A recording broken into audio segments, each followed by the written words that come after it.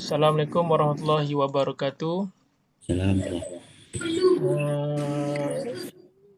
Kami ingin membentangkan satu tajuk yang mana adakah jurutera boleh menjadi seorang pemimpin yang baik. So, saya perkenalkan ahli kumpulan. Yang pertama is Muhammad Siddiq bin Abu Mansur. Dan yang kedua saya sendiri Muhammad Saiful Aswad bin Muhammad Yazid. Yang ketiga Nur Fazrahim binti Muhammad Zuki. Yang keempat Muhammad Qayyum bin Nasruddin. Dan yang kelima Muhammad Aziz Syazwan bin Syamsuddin. So kami akan mengupas sedikit lah untuk kami menyokong jurutera ni bagi kami adalah seorang pemimpin yang baik. So next. Okey, berkenaan dengan tajuk kita tadi, okey, kita boleh bagi tahu ialah hala tuju sesebuah negara itu ditentukan oleh kepimpinan yang menerajui negara tersebut. Seterusnya, seorang pemimpin yang baik perlulah mempunyai kemahiran dan kepribadian yang berkualiti. Organisasi sesebuah kepimpinan juga perlulah efektif dan mempunyai matlamat yang jelas ke manakah arah tujuan organisasi itu hendak dibawa. Okey, terima kasih Encik Siddiq. Saya pun ada beberapa pandangan berkenaan dengan pemimpin. Pemimpin perlulah berpendidikan dan mempunyai kemahiran dan kompetensi yang mana benda-benda yang macam ni yang perlu ada untuk kita menggerakkan kita punya komuniti ataupun kita punya syarikat lah. Untuk hubungkan daripada idea tu, dia akan memberikan impak kepada yang positif lah terhadap apa yang bakal dilaksanakan dan apa yang sedang dilaksanakan. Bagi contoh, apa yang kita tahu, pemimpin ataupun engineer, dia semestinya ada planning ataupun ada dia punya timeline untuk satu projek ataupun apa tindakan yang dibuat.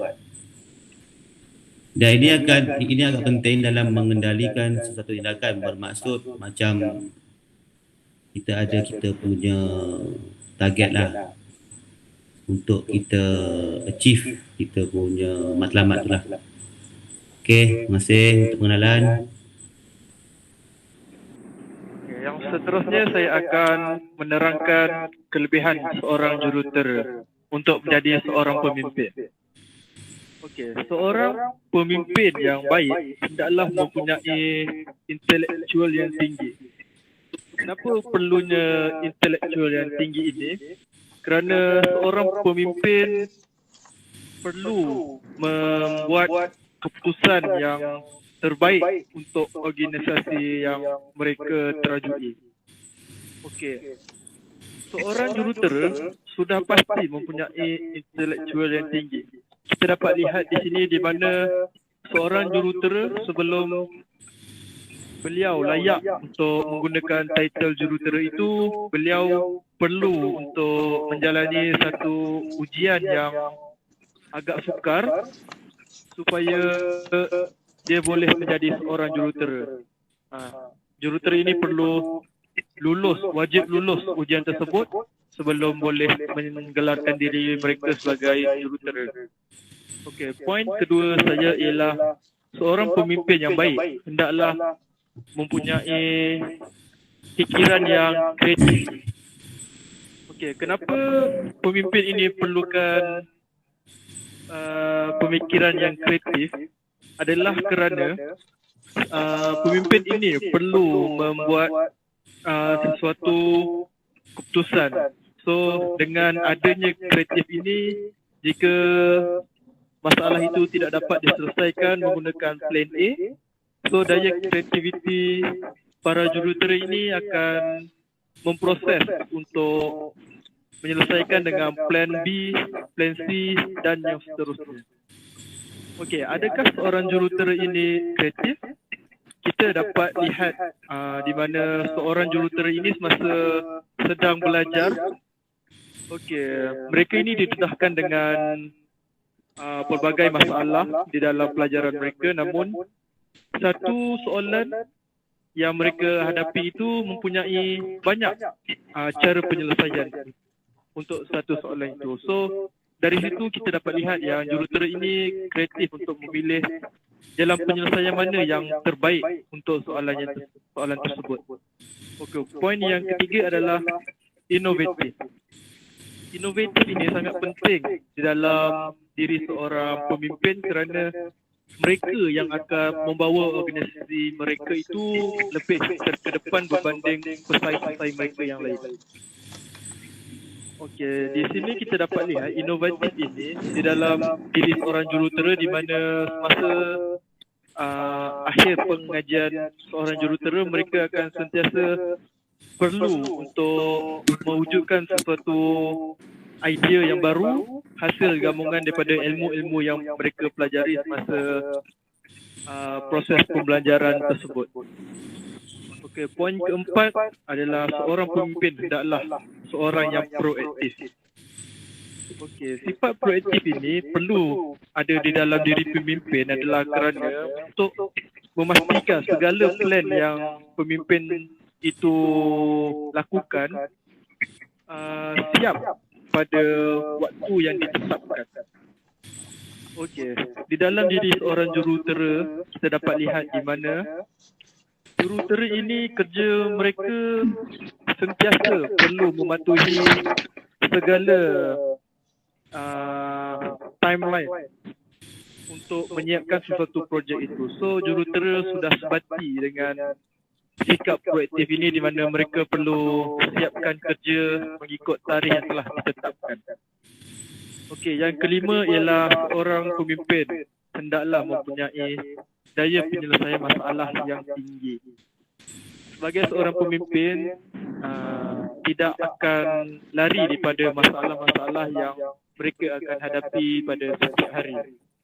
Namun begitu, kerja sebagai seorang jurutera kita dapat lihat setiap hari mempunyai pelbagai cabaran dan masalah yang baru. So sudah lali di dalam diri seorang jurutera itu untuk menyelesaikan masalah dengan segera yang mungkin. Okey, itu poin daripada saya. Seterusnya, Okey.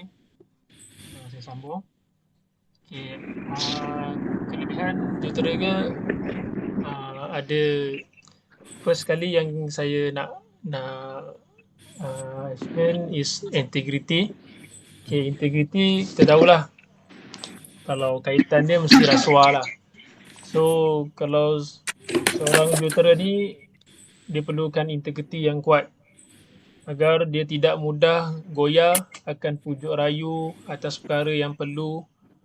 Contohnya untuk dia luluskan satu dokumen ke perkara apa-apa. And then perkara kita boleh lihat juga kerja yang utama untuk jurutera dalam proses perolehan tender ataupun sebuah harga. Ini kerana dia perlukan pelantikan semasa pemilihan kontraktor. So jurutera dia perlu teluslah untuk membuat pemilihan kontraktor secara terbuka dan mesti buat sesi temuduga teknikal yang mana kita tengok dia punya pengalaman projek, adakah syarikat ni perform ke tak perform. And then selain itu juga jurutera ni pun dia terdedah dengan pemberian wang hadiah ataupun dikenali sebagai rasuah lah untuk mendapat sesuatu kehendak. Namun dengan sifat integriti yang ada memberikan jurutera tu kata cabaran lah dan dapat menanganinya dengan jujur dan telus. So poin yang kedua adalah berfikiran jauh.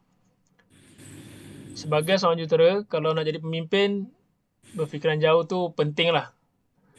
Kerana itulah dia kena ada punyai satu kekuatan dalam akal dan fikiran untuk menyelesaikan sesuatu masalah. So jurutera juga dianggap sebagai ketua dengan menggunakan kebijaksanaan yang ada untuk membuat sebarang keputusan. Malah keputusan dibuat juga tiada prejudis yang memihak kepada mana-mana pihak. Dan yang ketiga, berkemahiran tinggi. Seorang jurutera juga perlu mempunyai kemahiran yang tinggi ataupun multi skill lah. So, macam jurutera kita tahu dia ada banyak bidang. Contoh mechanical, electrical, awam dan sebagainya. So, tapi yang perlu seorang jurutera itu mesti ada, dia kena tahu merancang, mengurus dan memastikan kerja yang dipertanggungjawabkan berjalan dengan lancar. Dan sebagai contoh kita boleh ambil kebanyakan jurutera yang dilantik dalam kita nampaklah dalam Malaysia ni, dia tugas dia memang akan jaga bangunan. So bila jaga bangunan memang ada banyak skop lah. Contoh skop yang utama adalah penyelenggaraan bangunan dengan terlibat dengan projek. So memang bila dah kaitan dua tu untuk dalam bangunan, mechanical, electrical, awam, sistem lift ke, sistem pencegah kebakaran memang kena tahulah. So itu adalah cabaran ni lah untuk kemahiran tu lah. Dan yang keempat, seorang jurutera mestilah yang dilantik berkualiti.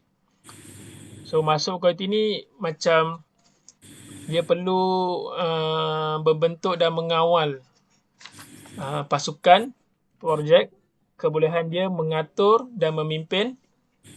Lepas tu jurutera juga perlu kematangan dalam membuat keputusan dan berkebolehan berbincang dengan anak buah, dan juga dia berkomunikasi, pandai berkomunikasi serta mengurus orang seperti orang bawahan dan menjadi seorang yang pentadbir yang sistematik lah. Dan yang kelima, berwibawa. So seorang jurutera mestilah ada sifat berwibawa ni, yang mana perlukan kesungguhan dalam diri sendiri. So dia pun tidak juga berputus asa. Sebagai contoh, jurutera juga perlu bertugas lebih masa untuk menyelesaikan bebanan kerja yang banyak. So kesannya dia akan berikan tekanan mental dan stres yang tinggi oleh disebabkan tugasan yang dibuat perlukan penyelesaian pada hari yang sama. So itu antaranya sifat yang perlu ada lah untuk jurutera. So itu saja daripada saya. Okay, Assalamualaikum semua. Saya pun ada beberapa point ataupun idea, ataupun saya punya pemahaman berkenaan dengan jurutera ni, ataupun pandangan saya. Seperti yang kita tahu, jurutera ni bukan satu kerja yang mudah dan bukan juga kerja yang senang.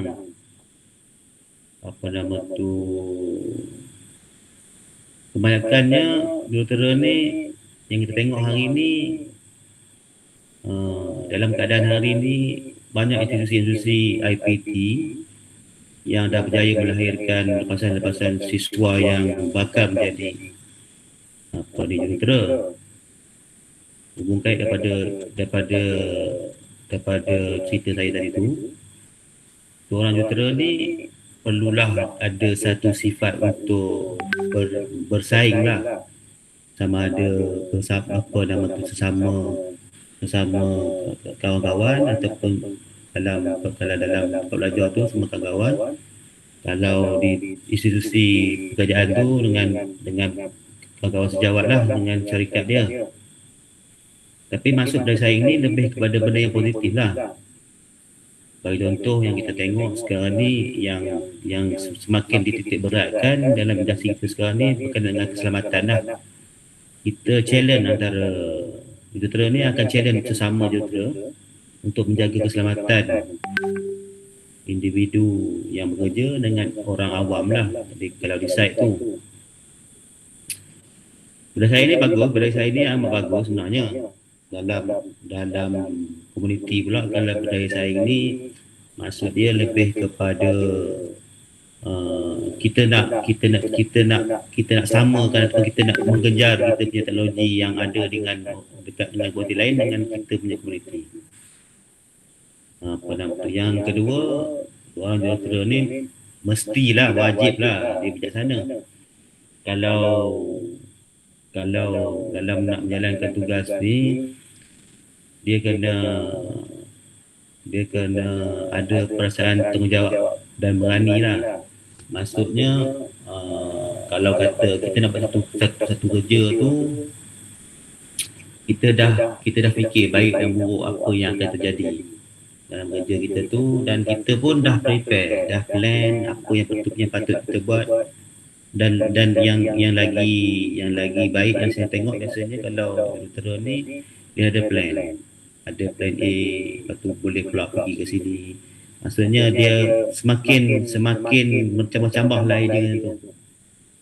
Kemudian jurutera ni kalau kita tengok, dia ni seorang pemimpin yang boleh menjadi tauladan lah kepada sama ada di syarikat ataupun di komuniti. Dalam industri kalau kita tengok, kalau engineer ni dah tentu-tentunya lah dia orang ni lah orang yang kita harapkan untuk review kita punya dokumen, kita punya yang terbaru, sistem terbaru yang untuk dikongsikan bersama anak buah ni.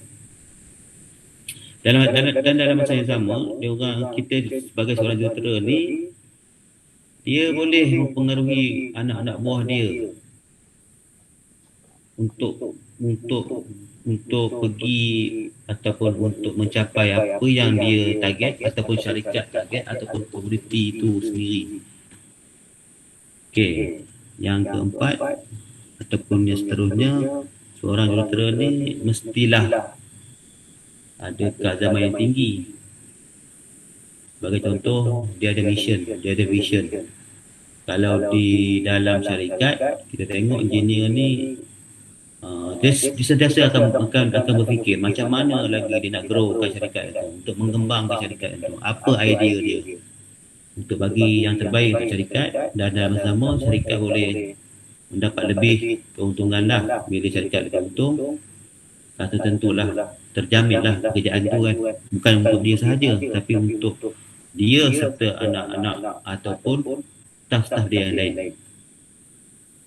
Okey, yang kelima, bila seorang jurutera ni, kita pun tahu bila dia dah jadi seorang leader ataupun seorang ketua, mestilah dia akan menjadi contoh kepada orang bawahannya ataupun masyarakat ataupun komuniti dia.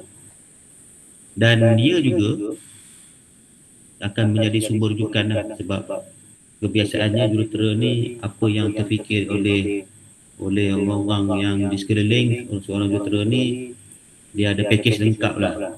Maksudnya dia ada mission dia ada apa yang kita kata, dia ada benda yang nak dikejar untuk manfaat semua orang. Dan dalam masa sama, dia boleh bagi semua orang tu sedikit sebanyak share kejayaan yang akan bakal dicapai, insya-Allah. Okey, terima kasih daripada saya.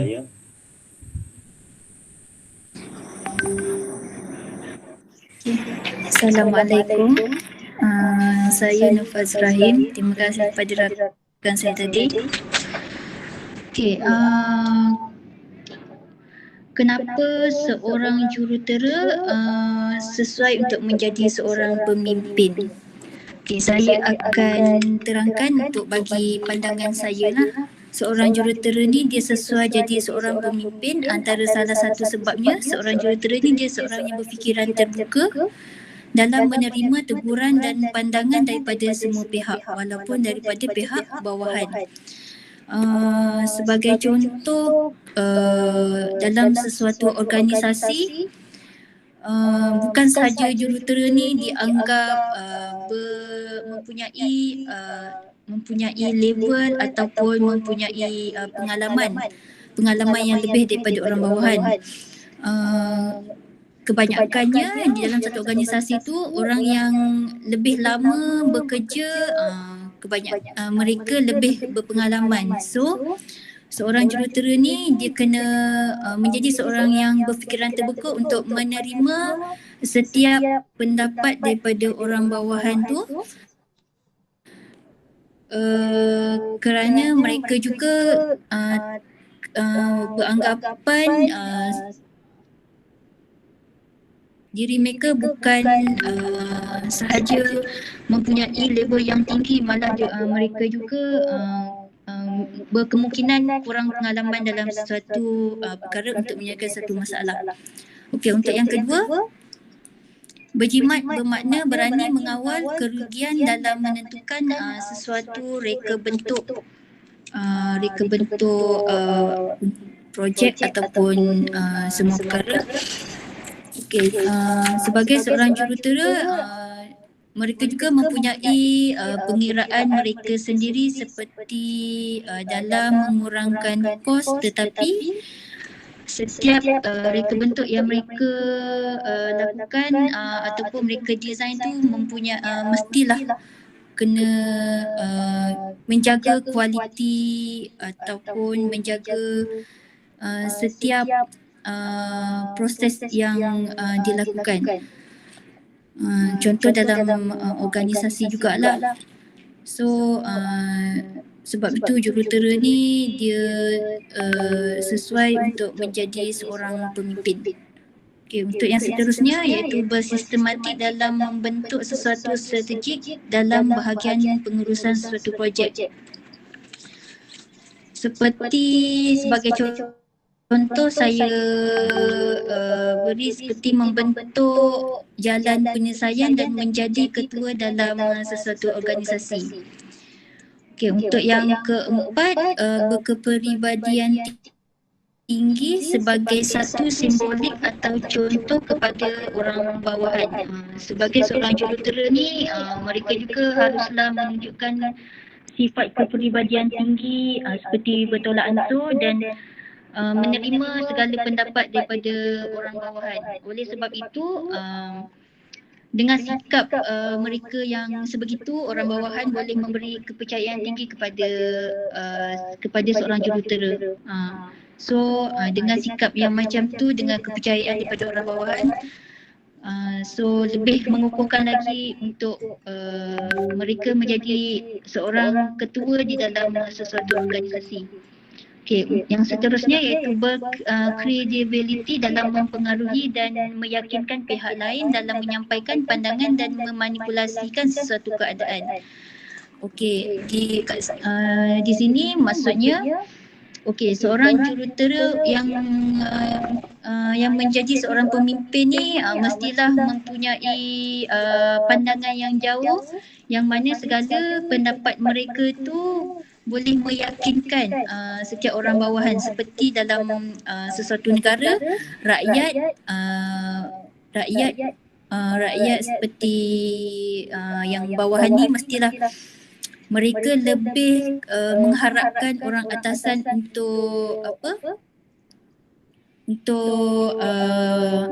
mengukuhkan lagi organisasi kat dalam sebuah negara. Okay.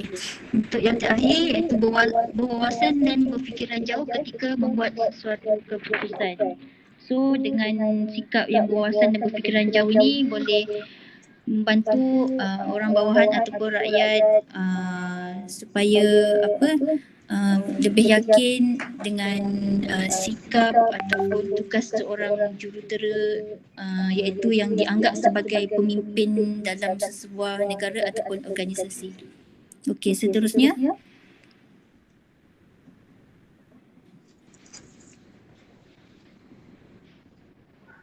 Secara ringkas saya akan menceritakan tentang kelakuan ataupun sikap untuk menjadi seorang pemimpin dalam skop jurutera. So yang pertama adalah kita mempunyai cita-cita yang tinggi lah. So maksudnya kalau kita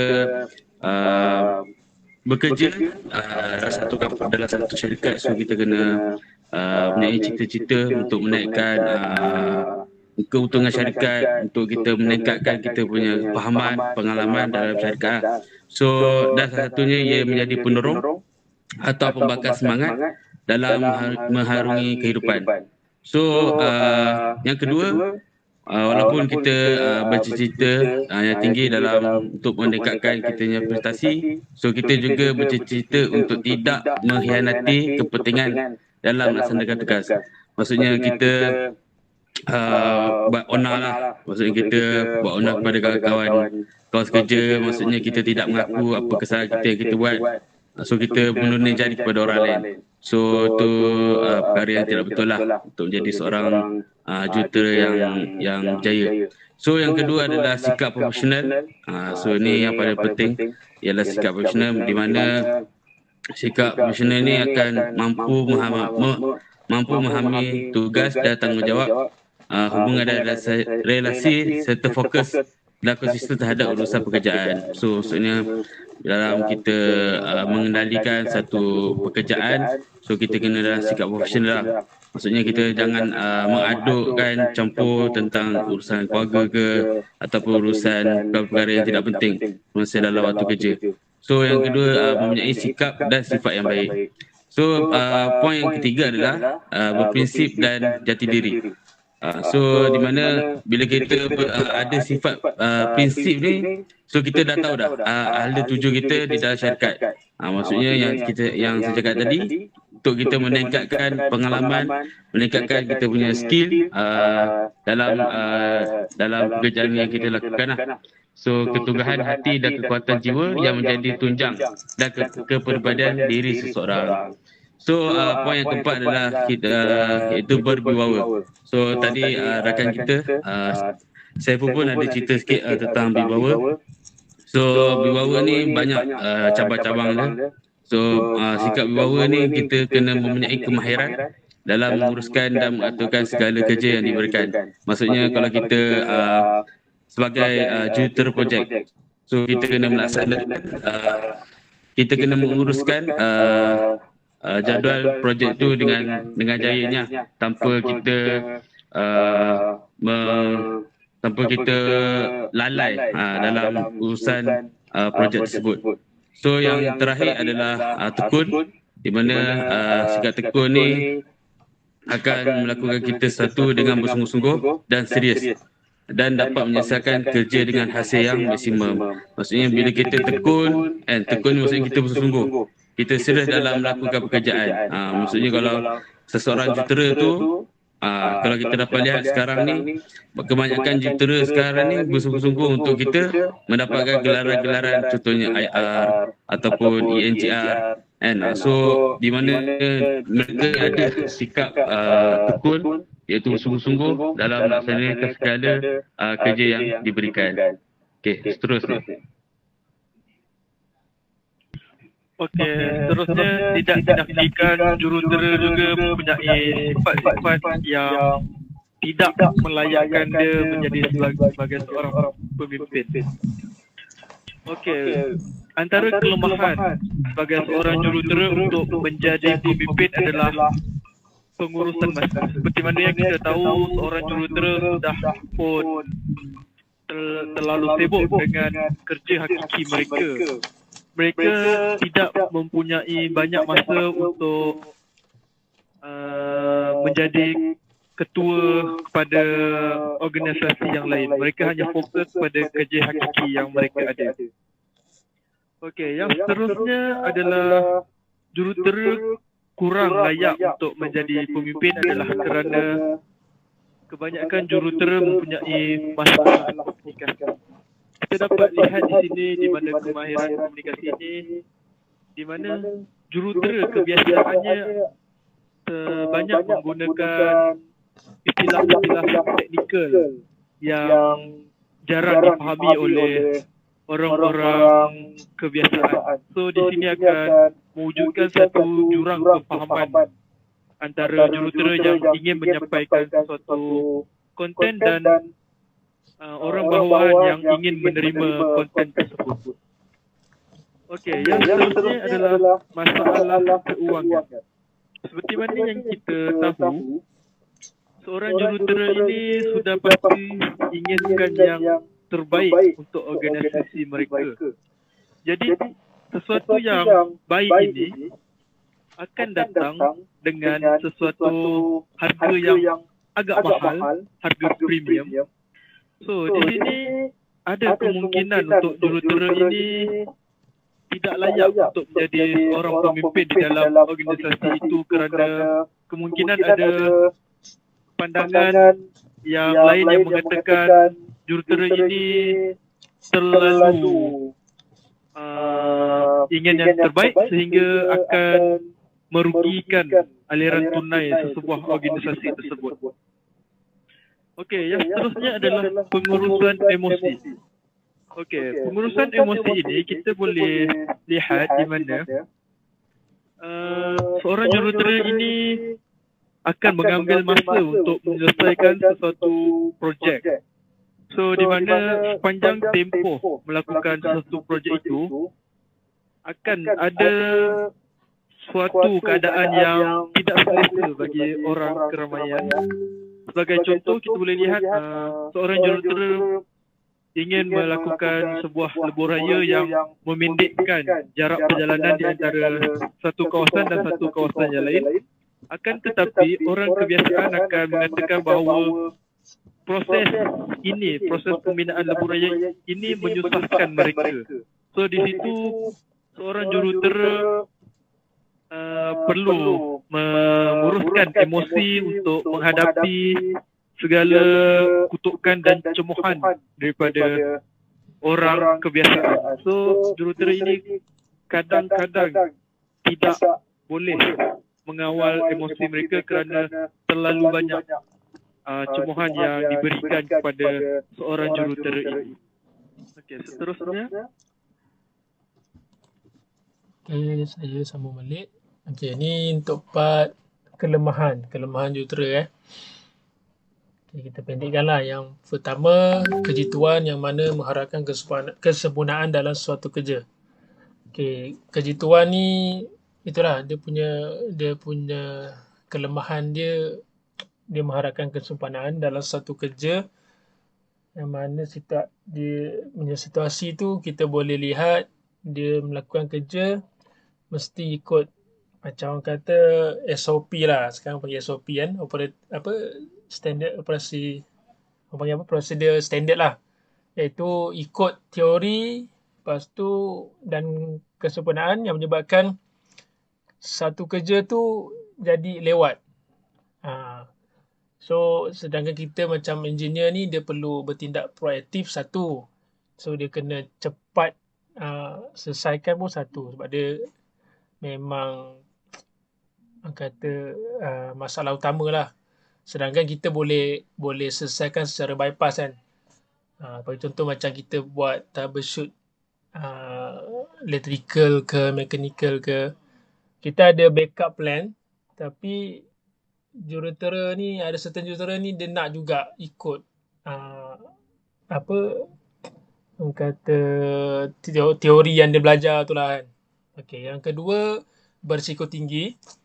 Okey, berisiko tinggi ni maksudnya dia perlu korbankan orang kata masa, wang, kudrat dan sebagainya.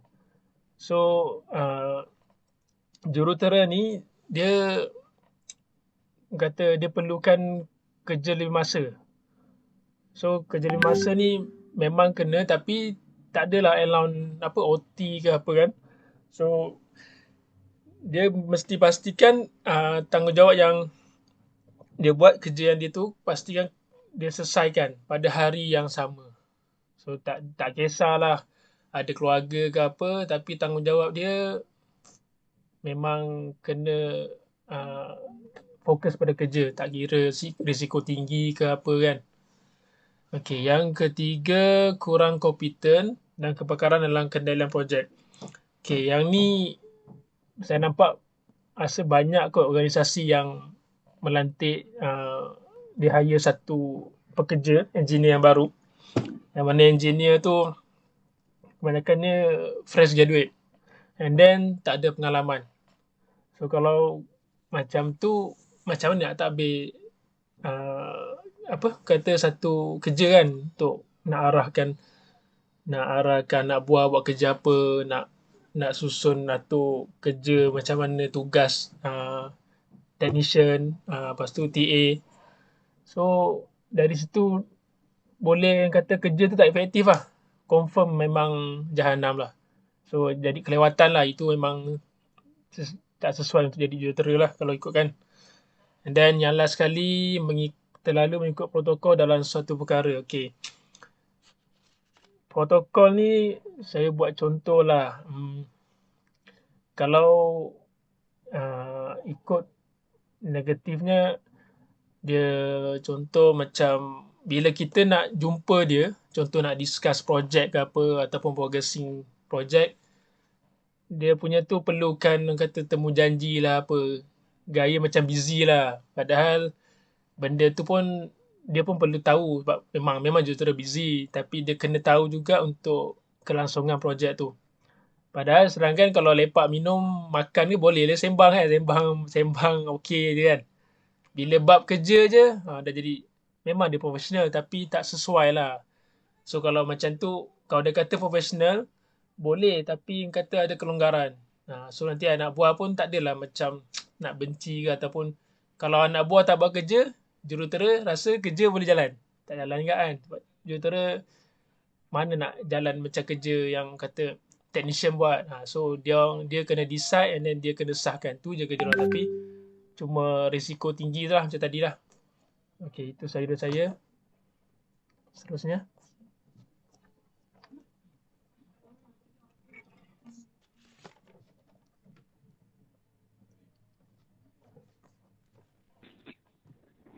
Okay, saya akan sambung untuk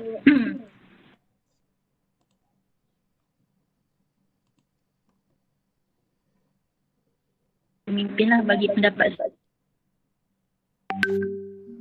yang di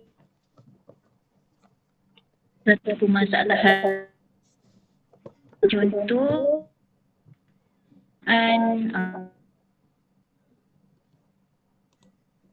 tindak untuk mengingatkan ataupun yang seterusnya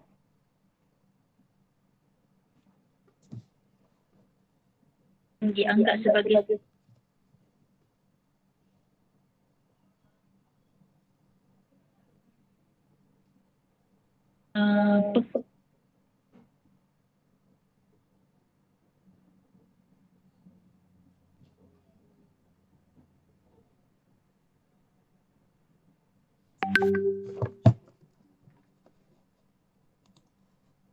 Sedangkan on behalf Fazra, dia ada masalah teknikal sedikit.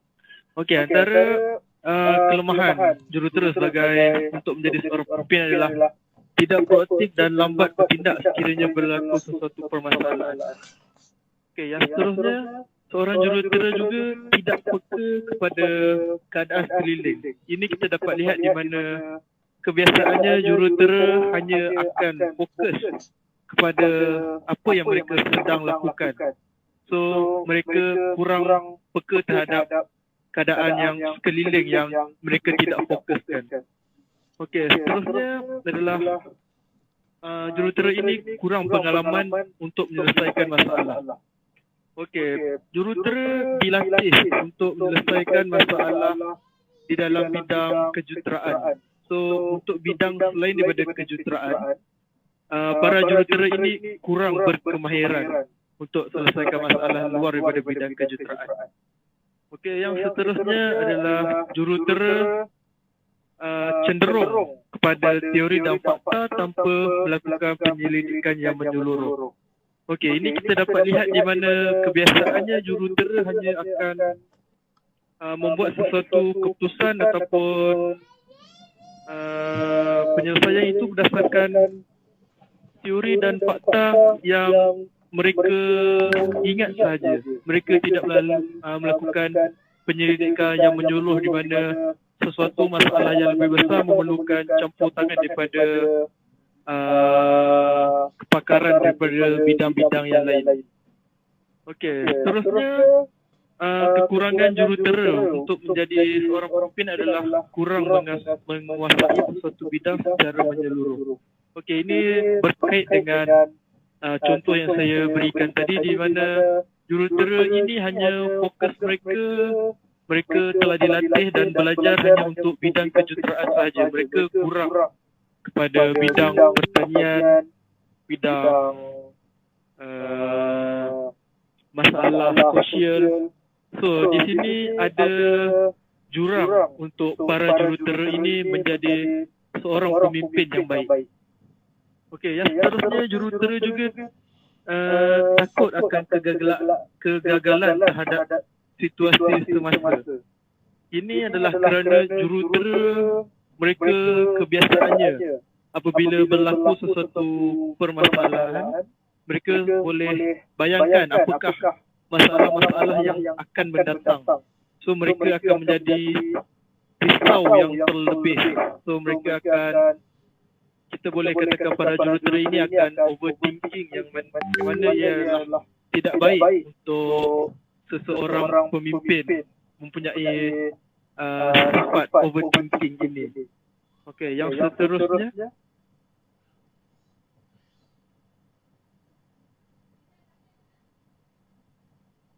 Okey, terima kasih Cik Siddiq. Saya pun ada beberapa pandangan berkenaan dengan jurutera yang agak sukar untuk jadi pemimpin ni. Salah satu yang kita biasa jumpa atau kita tengok berkenaan dengan jurutera ni, kadang-kadang tu, bukan kadang-kadang lah, kebanyakan jurutera ni punya ego yang tinggi, ataupun sebagai kasta lah, dalam bahasa kampung ni kasta, ataupun bahasa yang masa itu adalah kasta, iaitu penghormatan kerana banggapan dirinya yang terbaik. Maksudnya ini kalau cerita dalam komuniti, bila dia seorang jurutera dan komuniti itu pula komuniti yang agak kampung ataupun pedalaman, jadi sama-sama dia terasa yang dia tu sendiri yang terbaik lah, dia jadi riak lah. Dan riak ni satu benda yang berdosa lah kalau dalam Islam. Okey. Yang kedua, jurutera ni kadang tu disebabkan dia ni terlalu fokus ataupun terlalu mementingkan kerja ataupun kerjaya dia. Kadang-kadang tu dalam komuniti ni ataupun dalam syarikat pun sama. Kebanyakannya dia orang ni kurang sensitivity lah pada hal-hal yang berkaitan dengan keadaan dengan staf ataupun dengan masyarakat setempat lah. Bagi contoh, kalau remeh-remeh ni, contoh kalau di kampung tu, kalau isu kecurian ke, isu apa nama tu, curi ayam ke, isu kebun ke, yang tu pada dia remeh lah. Dan dia kadang-kadang tu dia tak nak tahu benda-benda macam tu. Okey, untuk seterusnya, kebanyakan jurutera ni apabila dia berasa diri dia yang terbaik dalam komuniti atau dalam syarikat tu, secara tak langsung kalau dalam komuniti ni dia akan dengar lah pandangan-pandangan orang masyarakat setempat ni, iaitu komuniti lah. Sebab dia rasa komuniti ni tak sebijak dia, tak sepandai dia. Dan apa-apa pandangan yang datang daripada komuniti ni pada dia, macam kalau kita tengok filem-filem TV petang ni, dia macam dia punya ayat dia tu macam tak ada kelas lah, idea-idea tak ada kelas dia tahu macam tu. Sedangkan idea-idea daripada masyarakat ni kadang-kadang tu kita boleh terima juga, sebab tentu masyarakat tu nakkan idea yang bersangkutan dengan teknologi. Kadang tu dengan komuniti ni, idea-idea yang kecil pun kadang tu memberikan impak yang besar untuk komuniti. Dan seterusnya, bila dia rasa dia tu yang terbaik dalam komuniti dia tu ataupun dalam syarikat dia tu kan, kebiasaan aja ataupun saya rasa banyak benda terjadi benda macam ni. Apa yang difikir dengan orang yang setempat fikir tak sama. Maksudnya tu macam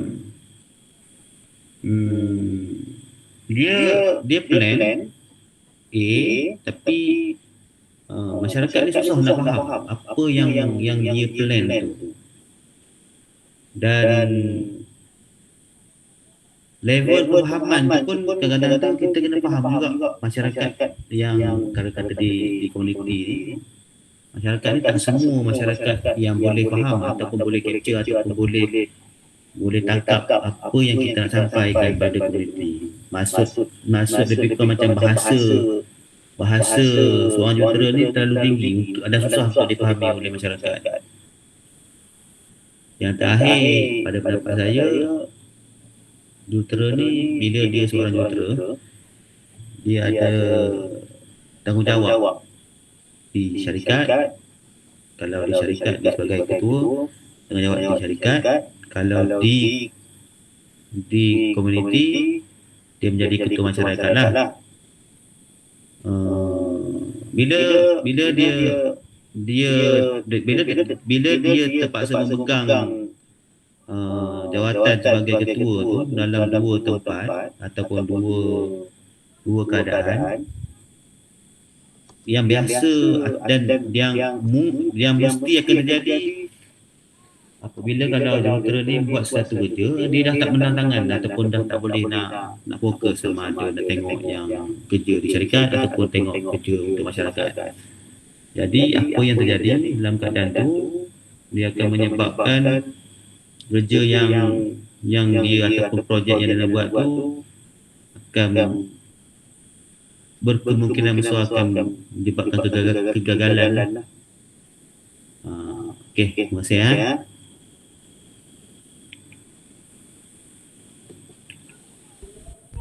Okey, so seterusnya adalah seorang jurutera ni akan cenderung kepada perkara-perkara yang negatif lah kalau kita tidak mempunyai jati diri yang tinggi. So yang pertama adalah jurutera ni terlalu bergantung pada orang bawahan. So di mana mereka ni tidak berusaha untuk meningkatkan ilmu pengetahuan dengan orang lama. Maksudnya pekerja lama lah, otak-otak ke ataupun teknisi lama.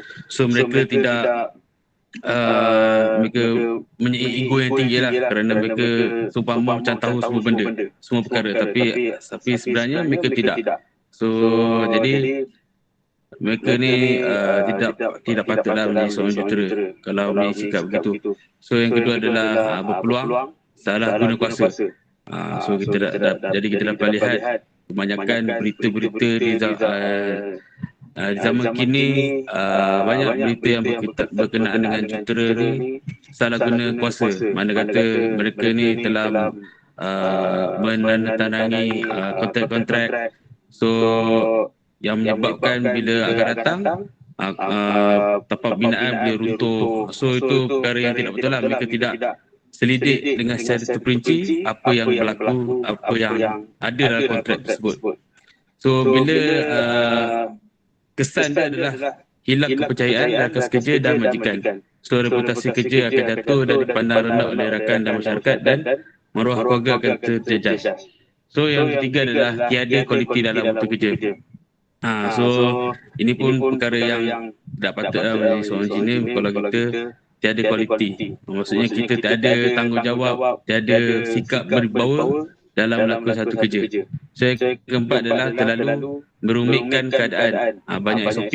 Betul lah. So kalau kita lihat sekarang ni, kalau banyak-banyak syarikat pun ada juga SOP, standard operating procedure, ataupun kalau berada di lab tu banyak prosedur-prosedur yang kita perlu ikut lah. Tapi perkara tu sebenarnya, kalau perkara tu tak perlu pun SOP, kita boleh je buat jalan kerja seperti itu lah. Maksudnya tak perlu pun nak SOP ke apa ke. Contoh nak pegang spanner, itu pun ada SOP. Itu tak betul lah. So ada perkara yang kita kena ada SOP, ada yang tidak. So yang terakhir adalah terdedah dengan rasuah. So ini kita dapat lihat dalam laporan akhbar ataupun berita-berita, so kita dapat lihat mana banyak berita yang mengisahkan tentang jurutera ataupun penolong jurutera kan meluluskan kontrak-kontrak daripada kontraktor yang ingin buat kerja kan. Contohnya macam petapak pembinaan, so mereka nak cepat, so mereka mengeluarkan sedikit wang rasuah ataupun banyak jenis rasuah yang boleh dikaitkan dengan sikap-sikap macam inilah. So jadi jurutera ni dia mudah menerima dan memberi rasuah untuk kepentingan diri. Jadi ia akan memberi kesan kepada keluarga, masyarakat akan memandang enteng kepada mereka. And bila kita lihat dalam laporan akhbar, memang ternyata memang kebanyakan masyarakat akan memandang seronok terhadap jawatan jurutera. So itu saja daripada saya. Seterusnya.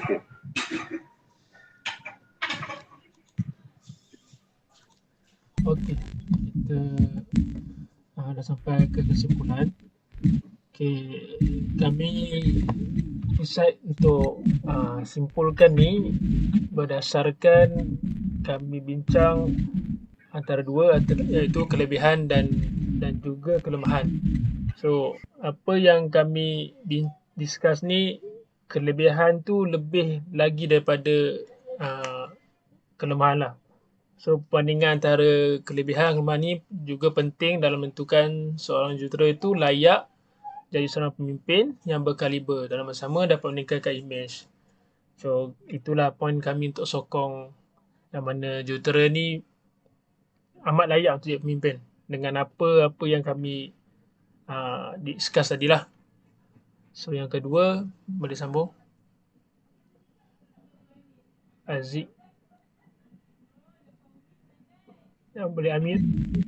Majoriti seorang jurutera lebih cenderung ke arah pelaksanaan kerja yang berkesan demi mencapai matlamat. So maksudnya macam seorang jurutera ni perlu ada sikap berwibawa, perlu ada sikap bertanggungjawab, perlu sikap integriti. So antara sikap-sikap ni akan memajukan sebuah syarikat, akan melahirkan seorang jurutera yang berjaya dan boleh diguna pakai untuk akan datang. Okey, seterusnya. Okey, saya akan sambung untuk yang kesimpulan seterusnya. Sebagai seorang jurutera yang dianggap sebagai seorang pemimpin, mereka mesti mempunyai pemikiran dan pelaksanaan yang lebih mementingkan kepada kesan yang menyeluruh yang berlandaskan unik dan fakta supaya keputusan yang dirancang boleh dicapai dengan baik. Oleh sebab itu, seorang jurutera dia tidak boleh membuat keputusan yang terburu-buru kerana keputusan mereka ni banyak mempengaruhi keadaan sekeliling. Yang paling utama iaitu keselamatan orang di sekeliling. Contohnya untuk sebagai seorang pemimpin, seorang pemimpin ni dia haruslah mengutamakan keselamatan rakyat. Okey, dan oleh sebab itu juga jurutera yang menjadi seorang pemimpin mestilah lebih mempunyai kelebihan dari kelemahan. Kerana ini akan menjadikan mereka sebagai satu tunjang kepada sesebuah negara. Itu saja, sekian, terima kasih.